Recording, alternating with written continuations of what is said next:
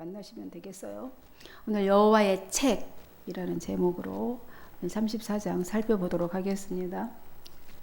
이 오늘 본문은 세상에 종말에 있을 하나님의 진노와 그 참혹한 파멸에 대하여 예언하고 있습니다. 예언합니다. 하나님의 백성들의 그 원한을 갚아주시기 위해서 세상 나라를 심판하시는데 그 에돔을 들어서 말씀하시는 거예요. 에돔을 하나님의 백성에게 적대감을 갖는 모든 세력의 대표적인 사례로 이렇게 대상으로 심판하는 그 내용을 오늘 담고 있는 것입니다. 그래서 에돔을 향한 심판을 얘기하시지만 결국은 하나님의 백성, 하나님의 사람들을 하나님을 대적하는 사람들에 대한 심판의 내용이라고 할 수 있습니다. 1절에서 4절까지를 보시면 무슨 말씀이냐면 열국이여 그러시면서 너희는 나와 들을지어다 민족들이여 귀를 기울일지어다 땅과 땅에 충만한 것 세계와 세계에서 나는 모든 것들이여 들을지어다 이렇게 하면서 모든 세계가 다 들어라 이 말이죠. 대저 여호와께서 열방을 향하여 진노하시며 그들의 만군을 향하여 분내사 그들을 진멸하시며 살육당하게 하셨은즉 그 살육당한 자는 내던진 바 되며 그 사체의 악취가 솟아오르고 그 피에 산들이 녹을 것이며 하늘의 만상이 사라지고 하늘들이 두루마리 같이 말리되 그 만상의 쇠잔함이 포도나무 잎이 마른 것 같고 무화과나무 잎이 마른 것 같으리라 이렇게 말씀하고 있습니다. 하나님의 심판은 그래서 우주적인 것이기 때문에 인간 뿐만 아니라 지상에 있는 모든 피조물과 우주 전체들이 이렇게까지 심판의 대상이 된다고 말씀하고 계십니다. 모든 나라와 민족에게 내릴 심판입니다. 하나님의 심판. 그러니까 1, 2절에 이렇게 말을 하고 있죠. 정말 때가 되면 사랑이 식어지잖아요. 사랑이 식어져요. 지금 사랑이 충만합니까? 종말에 갈수록 사람들이 사랑이 식어지고 사회에 평화가 없어. 사회에 평화가 없고 자꾸 반목하고 서로 증오하고 혐오하고 이제 증오를 넘어서 막 혐오하잖아요. 사회에 평화가 없으므로 무수한 사람들이 죽어요. 대량 살육이 있게 됩니다. 무서운 일이 벌어지게 되죠. 3절에 보면 살육의 참상에 대해서 말하고 있잖아요. 살육당한 자는 내던진 바 되고 사람이 이제 죽었는데 그 시체가 그냥 썩어져가는 악취가 솟아오른다는 거예요. 죽은 자들이 이제 피가 막 산들을 적실 만큼 많아지고 많은 사람들이 막 요즘에는 사고가 나면 뭐 너무 많은 사람 몇백 명 막 이렇게 죽잖아요. 그죠? 이렇게 그 참상들이 사람 시체가 막 찾을 수가 없고 썩어가는 악취가 막 솟아오르는 것이죠. 하나님의 모든 은혜의 문이 닫혀버렸어. 은혜의 문이 닫혀버리면 이런 일이 있게 되는 겁니다. 사랑이 식어지고 대량 참상이 일어나게 되고 살육이 일어나게 되고 어떤 고결함이나 아름다움은 기대할 수가 없는 세상, 평화는 찾아볼 수가 없고 그런 세상이 되어버리는 거예요. 그게 하나님의 심판입니다. 그 두 번째는 이제 지상 모든 피조물에게 내리게 된다고 그랬죠. 모든 나라와 민족들에게 이렇게 나오고 이제 피조물들에게도 내려져요. 심판이. 근데 요한계시록 8장에 기록되어 있습니다. 계시되어 있어요. 땅과 땅 위에 있는 모든 것들에게 내려질 심판이라고 말씀합니다. 피 섞인 우박 보면 8장에 보면 땅과 땅 위에 있는 모든 것들에게 심판을 내리는데 첫째 나팔을 불 때에 이런 일이 일어나게 된 거예요. 땅과 수목과 각종 푸른 풀의 3분의 1이 다 타버려요. 그래서 하늘에서부터 불이 내려와. 불이 섞인 우박. 요즘에 얼마 전에도 우박이 굉장히 큰 우박이 내려와서 모든 농작물들을 해했다고 그러죠. 이 우박이 피가 섞였대. 피 섞인 우박과 불이 하늘에서 땅에 떨어짐으로써 막 불이 일어났어. 갑자기 산불이 막 엄청나게 일어났죠. 불이 떨어져가지고 하늘에서 쏟아져가지고 어디서 원인도 모르는 불이 일어나기도 합니다. 땅이 쏟아져서 땅과 수목과 각종 푸른 풀들의 3분의 1이 다 태워져 버린다. 이게 계시록 8장에 이렇게 나와 있어요. 8장 7절에 보면 이제 바다에 땅은 이렇게 심판하시고 바다에도 내려지는 심판이 큰 불붙는 산 같은 것이 바다에 던져져. 불붙는 산 같은 것이 뭘까요? 불덩어리 같은 게 이제 바다에 던져지면서 바다의 3분의 1이 피가 돼요. 그게 터지면서 뭐 피가 되겠죠. 다 죽으니 피가 흘렸겠죠. 피가 되면서 모든 피조물 3분의 1이 죽어요. 바다 가운데 피조물, 물고기들이 다 죽겠죠. 3분의 1이 죽습니다. 뭐 오염수를 방류해서 죽든 어쨌든 3분의 1이 죽고 무역하던 배들의 3분의 1이 파괴된다고 그랬어요. 우리 호르무즈를 바라보면서 이런 생각이 좀 들었어요. 저도 정말 마지막 때가 다 되었나 이런 생각이 들더라고. 배들의 3분의 1이 깨진다고 그랬어요. 무역하던 무역들이 이제 제대로 할 수 없는, 깨지고 파괴되고 엄청난 어떤 사건으로 인해서 되겠죠. 그리고 강과 샘에도 심판이 내려져요. 강과 샘. 강은 우리 생명수 물을 먹을 수 있는 식수들에게 거기에도 파괴가 됩니다. 거기에 3분의 1이 파괴된대요. 쓴쑥이 되는 거죠. 떨어져서 강 3분의 1과 여러 샘 3분의 1이 그 위에 그 쓴물이 쓴쑥이 되어서 복물이 돼요. 먹을 수 없는 물이 되는 거죠. 그 물을 먹은 사람들이 다 죽게 된다. 이렇게 말씀하고 있습니다. 그런 날이 지금 온다는 거예요. 만상이 사라지고 하늘들이 두루마리가 사자를 보면 그죠? 무화과나무가 마른 것 같이 그런 아주 황폐한 세상이 되고 말아요. 우주에 이제 내려지는 심판은 어떻게 되냐면 이제 4절에 지금 읽었듯이 이것도 요한 계시록에 이렇게 계시가 되어 있습니다. 예수님이 요한에게 나타나서 말씀하신 말씀 중에 해, 달, 별이 그렇죠. 네 번째 천사가 재앙의 나팔을 불 때 해, 달, 별의 3분의 1이 타격을 받아서 그 빛을 잃습니다. 그 빛을 잃게 돼요. 8장 12절에 보면 태양이 검은 털로 짠 어떤 천같이 그렇게 검어지는 거예요. 다른 피같이 되고 별들은 설익은 무화과 열매가 막 땅에 막 바람에 흔들려서 떨어지는 것처럼 막 우두두 별들이 그렇게 떨어진다는 거예요. 그러니까 하늘은 두루마리가 말리는 것 같이 떠나간대. 이렇게 상징적으로 표현했는데, 그러니까 하늘, 우주와 땅과 이런 경계가 사라져버리면 어떻게 되겠습니까? 우주, 완전히 혼돈의 시대가 다시, 그렇죠? 블랙홀처럼 다 빨려들어, 어떻게 되는 거죠? 그날이 우리가 목도를 하지 않아서 어떤 상상도 안 되는 어떤 우주적인 그런 일들이 펼쳐지게 될 것이다. 지금 예언하고 있습니다.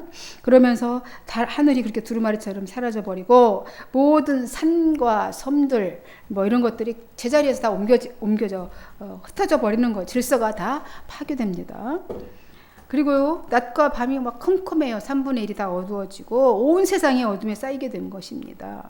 그래서 무저갱을 열어요. 하나님이 이제 무저갱이 거기에 사탄을 넣어서 1000년 동안 잠가서 인복해서 나오지 못하게 했어요. 근데 이제 무저갱을 열어.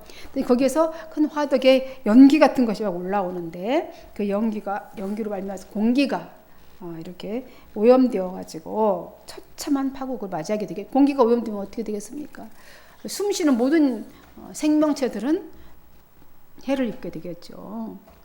이처럼 하나님을 대적하는 세상에 대한 심판은 모든 나라와 민족과 땅의 모든 피조물과 우주에 이르기까지 내리게 되어질 것입니다. 이제 심판의 칼을 하나님의 백성에게 적대감을 갖고 있는 대표적 세력인 에돔에게 이렇게 그 칼을, 하나님의 칼을, 심판의 칼을 들겠다 합니다. 에돔은 알다시피 에서의 자손이죠. 그죠? 자손들이고, 유다는 야곱의 자손들이죠. 이스라엘. 둘 다 이삭의 아들들이에요. 그죠? 에서와 야곱은 둘 다 이스라엘과 에돔은 한 뿌리에서 난 겁니다. 한 아버지에게서 났어요. 한 아버지, 이삭의 아들들입니다. 아브라함의 자손이에요. 그럼에도 불구하고 적대관계가 된 거죠. 형제가 적대관계가 된 것은 모세의 인도로 서로 이제 민족을 형성을 세력을 이루고 번성해서 민족을 이루고 나라를 이루었는데 이제 모세의 인도로 이제 오랜 시간 지나서 출애굽한 후에 광야에 있을 때 이제 가나안으로 향해 전진하려고 할 때 에돔을 지나서 통과해야 하는데 에돔이 통과하는 것을 거부했습니다. 그럼으로써 하나님의 백성과 이스라엘과 적대 관계가 된 것입니다.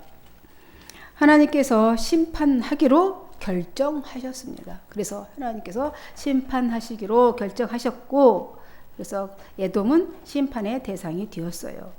왜 이런 결정을 하셨는지 5절을 보시면서 생각해 보시겠습니다. 5절에 여호와의 칼이 하늘에서 족하게 마셨은즉 보라 이것이 에돔 위에 내리며 진멸하시기로 한 백성 위에 내려 그를 심판할 것이라 이러셨어요. 왜 그렇게 하신대요? 하나님이 그 핏소리를 족하게 들었다는 거예요. 여기서 억울하게 너무 잘 나가, 어떤 사람이 너무 잘 나가서 사람들을 괴롭혀요. 피 흘리게 하고 억울하게 하고, 그랬던 그 억울한 사람들의 막 하나님 앞에 기도할 거 아니에요. 그 핏소리가 너무 하나님이 많이 마셨다. 그 에돔이 한 짓에 대해서 탄원이 너무 많이 들어온 거예요. 족하게 마셨다 그럽니다. 보라 이것이 그래서 그만큼 이제 에돔에 내려지겠다는 거죠. 칼이 흡족하게 하늘에서, 여호와의 칼이 하늘에서 흡족하게 그 피를 마셨으니 이제는 그 칼이 에돔을 치려고 내려가겠다는 거예요. 진멸하기로 작정한 그 백성을 향해 철저히 심판하시겠다는 겁니다. 하나님께서 심판을 해야겠다는 의지와 동기가 마련된 것은 왜? 땅 위에 사는 인간들의 범죄가 하늘에까지 상달되었기 때문에 그래요. 에돔 족속이 하는 그 행위가, 그 핏소리가, 그가 흘렸던 핏소리가, 의인들의 핏소리를 하나님이 그냥 외면하지 않으시고 다 들으셨기 때문에 이제 공의의 칼날을 내치시는 것이지요. 사랑의 하나님이 자비와 긍휼을 거두시고 에돔을 이제 멸망시키시기로 작정한 것입니다. 그간 계속해서 세상의 법으로 경고했어요. 에돔에게. 그냥 갑자기 그렇게 하신 게 계속 경고를 해도 그렇게 하면 안 돼. 칠 거야. 그렇게 하면 더 벌 받을 거야. 계속 경고하고 질병과 재난과 여러 가지 재난을 보내셔요. 갑자기 증거로. 이런 자꾸 어떤 재난의 소식, 어떤 일이 떨어지면 경고로 받아들여야 되는 거예요. 그렇게 경고했는데 회개하지 않아.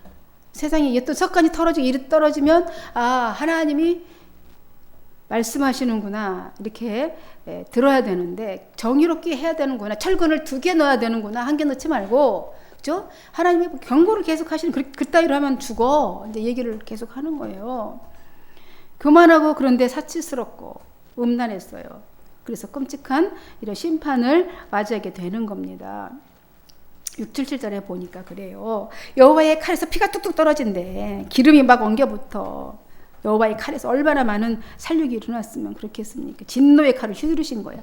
어린 양과 순양도 도살하듯이, 어린 양은 순양 제사 때 죽이잖아요. 그렇게 하듯이 에돔 족속의 남녀노소를 모조리 죽이고, 순양의 콩팥 기름이 엉겨붙듯이 사람들의 기름이 그 칼에 엉겨붙는다는 거예요. 에돔 땅에 거대한 살육이 이제 집행될 것이다. 여호와의 칼이 내쳐가지고. 그로 인해 에돔 온 땅이 짐승들과 사람들의 피로 흠뻑 젖게 되고, 그 흘러나온 그 기름들로 기름 때문에 흙이 윤택하게 될 거다. 이렇게 말합니다. 이 날이 바로 보복의 날이야. 의인들을, 하나님의 자녀들을 괴롭힌 그 보복해주는 날이, 이런 일이 이렇게 된다는 거예요. 시온의 호소를 들으시고 원수를 심판하는 해, 이게 보복의 날입니다. 8절에 그렇게 말씀하고 계세요. 하나님께서 세상을 심판하시는 것이 시온을 위한 것임을 드러내십니다. 에돔의 모든 세력이 여호와의 심판으로 인해서 항폐할 것이라고 말하고 있어요. 어떻게 되는지 이제 9절에서 15절까지 쭉 보시면, 9절부터 에돔의 시내들은 변하여 역청이 되고, 그 티끌은 유황이 되고, 그 땅은 불붙는 역청이 되며, 낮에나 밤에나 꺼지지 아니하고 그 연기가 끊임없이 떠오를 것이며, 세세에 황무하여 그리로 지나갈 자가 영영이 없겠고, 거기가 막 기름이 막 계속 불이 타서 꺼지지 않아요. 당아새와 고슴도치가 그 땅을 차지하며 부엉이와 까마귀가 거기에 살 것이라. 여호와께서 그 위에 혼란의 줄과 공허의 줄을 들이울 것인즉 거기 짐승들이 이제 사람들의 시체를 먹겠죠. 그들이 국가를 이으려 하여 귀인들을 부르되 아무도 없겠고 그 모든 방백도 없게 될 것이요 그 궁궐에는 가시나무가 나며 견고한 성에는 엉겅퀴와 새품이 자라서 승냥이와 굴과 타조의 처소가 될 것이며 들짐승이 이리와 만나고 순점소가 그 동류를 부르며 올빼미가 거기에 살면서 쉬는 처소로 삼으며 부엉이가 거기에 깃들고 알을 낳아 까서 그늘에 모으며 솔개들도 각각 제 짝과 함께 거기에 모이리라. 상상이 되죠. 그 나라, 멸망한 그 나라가 그렇게 되어버린다는 거예요. 에돔은 여러분 왜 형제 족속인 이스라엘의 진로를 막아서 원수 관계가 되었을까요? 왜 에돔은 그렇게 그동안 이 한 행위를 보시고 하나님이 결단을 하셨지만 그 이전에 했던 행위들이 쌓이고 그 피를 많이 흘렸어요. 이스라엘을 믿지 못하고 형제인데도 불구하고 두려워했습니다. 왜냐면 하나님을 믿지 않으면 믿지 않는 사람들은 하나님 믿는 사람들을 두려워합니다. 무슨 짓을 하지 않아도 여호와와 함께하고 있는 이스라엘이 자기들 땅에 이렇게 한 발이라도 들여놓는 것은 좀 위험한 일이다 라고 판단합니다. 그러면서 통보하는 것을 거절하죠. 예수 그리스도를 믿는 이 사람들과 함께하는 것을 거부합니다. 그리고 아브라함의 믿음의 계보를 이어받은 야곱의 후손에 대한 그런 또 패배의식, 그게 가슴 깊이 내면 깊이 그들의 의식 속에 잠재의식 속에 가지고 있었기 때문에 이스라엘이 잘 되는 꼴을 못 봐요. 그렇죠? 그래서 에돔은 점점 하나님으로부터 멀어져 갑니다. 하나님에 대한 원망만 계속 쌓이고 왜 우리는 아닌가 하면서 교만해졌습니다. 그들은 이스라엘에 대해서 시기 질투를 가지고 있어요. 그렇게 해서 간이 회개하고 하나님은 공의로운 하나님 누구나 다 차별하지 않으시는 하나님이세요. 본인들이 등 돌리고 간 거예요. 그죠? 질투하고 시기하고 있었기 때문에 그들은 악행을 계속해서 저질렀어요. 언제나 이스라엘이 패망하기를 기다리고 그들이 침략받는 것을 즐거워합니다. 그렇죠? 하나님은 이런 그들의 행태를 다 기억하고 계십니다.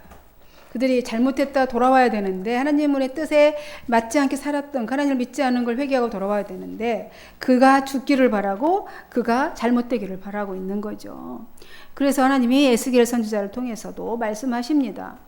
네가 옛날부터 한을 품고 이스라엘 족속의 환난 때 곧 죄악의 마지막 때 칼의 유력에 그를 넘겼다.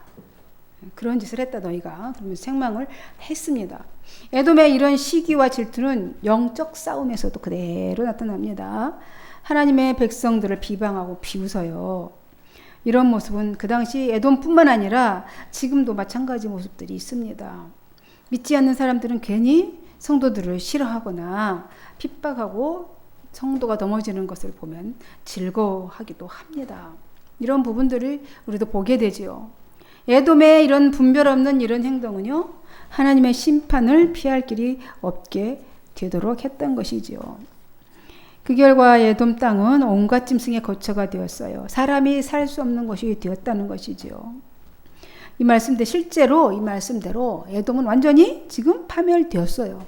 지금은 폐허화가 된 그런 유적지만 남아있어요. 에돔이 존재하지 않습니다.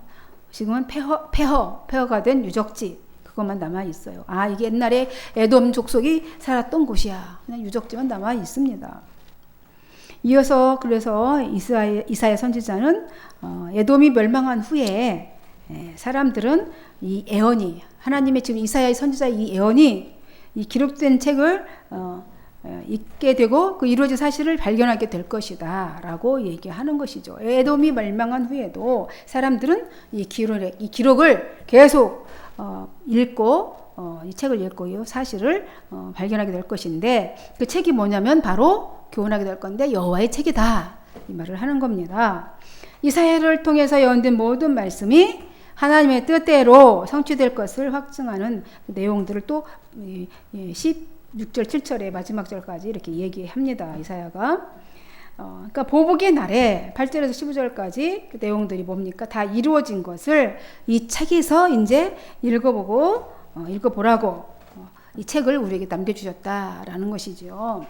이 책을 왜 남겨줬습니까? 이런 예시들, 이런 하나님의 백성과 하나님을 맺지 않는 사람들의 삶의 결론, 이 책을 통해서 보고 배우고 교훈을 받고 구원해서 이 책 안에 기록된 그 말씀을 발견하고 진리를 발견하라는 겁니다. 그래서 이 책을 남겨준 거예요. 이게 남겨주셨어요. 왜요? 책을 보존할 수 있잖아요. 책은 끊임없이 계속해서 보존할 수 있어요. 그리고 이 책을 통해서 깊은 우리가 대화를 묵상하고 생각하고 곱씹고 책과 대화할 수 있고, 그래서 이 책을 기록한 자와 깊은 교제를 나눌 수가 있기 때문에 이 책, 여호와의 책을 이제 남겨주시는 것입니다. 이걸 여호와의 책이라고 이름을 지었어요. 이 책을, 이 성경을 여호와의 책이라. 그러니까 원 저자가 여호와 하나님이시라는 것입니다. 그러면서 이 책을 어떻게 대하라고 합니까? 우리에게 자세히 열심히 읽으라 이렇게 말하고 있지요. 역시 하나도 빠짐없이 다 기록되어 있으니까 찾아서 읽어보라 이렇게 말합니다. 찾아보고 또 종합해보고 앞뒤를 다 따져보고 맥락을 보고 간절한 마음으로 도대체 뭐라고 말씀하시는 걸까? 이 책에 담겨진 의미가 뭘까? 이 교훈의 의미가 뭘까? 그렇게 하는 마음으로 책을 보라는 거예요. 그 말씀의 뜻과 의미를 그래서 깨달아서 그러므로 그것을 순종하는 자에게 경계에 경계를 더하며 교훈에 교훈을 더하여서 구원의 길을 발견하게 하려고 책을 주신 것입니다. 따라서 오늘 우리가 성경 말씀을 대할 때에 살아계신 하나님을 뵙는 그런 마음가짐으로 배워야 된다는 것이죠. 그럴 필요함을 오늘 또 말씀을 통해서 우리에게 알려주고 있습니다. 단순히 학문적인 어떤 연구나 삶에 필요한 어떤 유익을 얻고자 한다면 결코 진리를 발견할 수가 없게 됩니다. 없습니다. 왜냐하면 성경 말씀은 하나님의 인격적 사랑의 결정체이기도 하고 선지자들의 이 거룩한 삶의 모음집이에요. 그들의 살아온 삶의 모습을 기록했고 또 하나님의 말씀을 받아서 예언의 말씀을 미리 맡아서 선포하는 그런 내용들이 모아져 있는 그런 모음집이기도 하고, 신실한 믿음을 가진 자들만이 이 거룩한 생명책을, 거룩한 이 생명력을 허락받았다는 것을 이 성경책에 기록해냈어요. 그 거룩한 생명력을 허락받았어요. 신실한 믿음 가진 자만이. 그것을 이 책에서 발견하게 되는 것입니다.